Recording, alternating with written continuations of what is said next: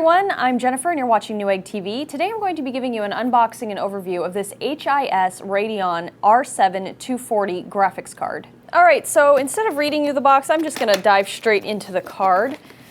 First up, I need to mention that this is a sample unit, and so when we get samples, we don't always know if everything is going to come in the box, even if it was previously sealed.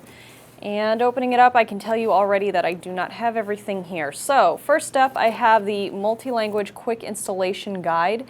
The actual graphics card, when you order it, will come with a user guide as well that will be multilingual. Also, I have here some information on shipping, a little pictorial on how to ship it.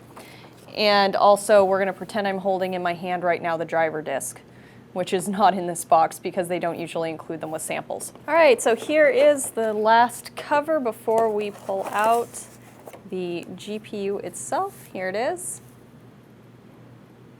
And that is everything that comes in my box. All right, so right away you're gonna notice that this is a small form factor. It is a single PCIe 3 slot form factor, low profile. I'm gonna measure it right now for you. So we have about, at its thickest point from the bottom of the PCB to the top of the fan, looks to be about 1.5 inches. And then at its longest point, it is 6 3/4 inches.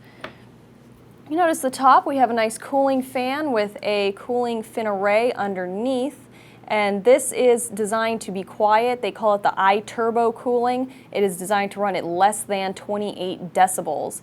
On the back side are three ports here, so we have HDMI in the center, and I'll talk a little bit more about the features of the HDMI in a moment, D-sub and DVI, and they support up to 2 displays.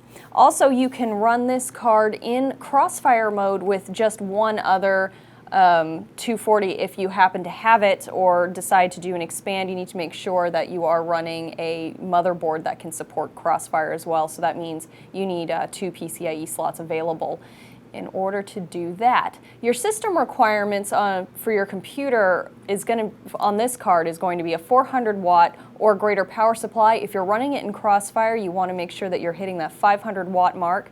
You need a minimum 1 gig of system memory available, and also, of course, a PCI Express based PC with 1 x16 lane graphics slot available on your motherboard. All right, so let's get into the meat on the specs of this graphics card. After all, it is what is important here, not the look of it, even though this one is quite pretty with the blue PCB and the matching blue fan. You get 320 stream processing units or shader units. Both are correct in this instance. It just depends on what you know it as. I noticed that HIS cards and AMD cards usually use stream processing unit as their verbiage, so either way it's correct, so shader units if that's what you're used to.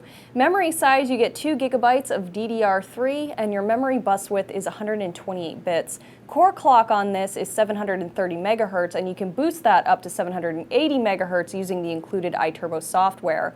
Your memory clock is 4600 megahertz and your GPU architecture is the 28nm GCN architecture. Some supporting features on this API, you get DirectX 11.2, Mantle, and OpenGL 4.3. The HDMI port supports up to 4K resolution, and you have a DDMA or dedicated audio that supports up to 7.1 channels. So that's a surround sound, and they call it on the box, it says stereo 3D. I think what they mean by that is surround sound or 360-degree sound, depending on your speaker configuration. All right, well that wraps up this unboxing and overview of the HIS Radeon R7 240 GPU. If you've enjoyed this video or found it helpful, please like it and subscribe to our various YouTube channels. Until next time, I'm Jennifer, and thank you for watching Newegg TV.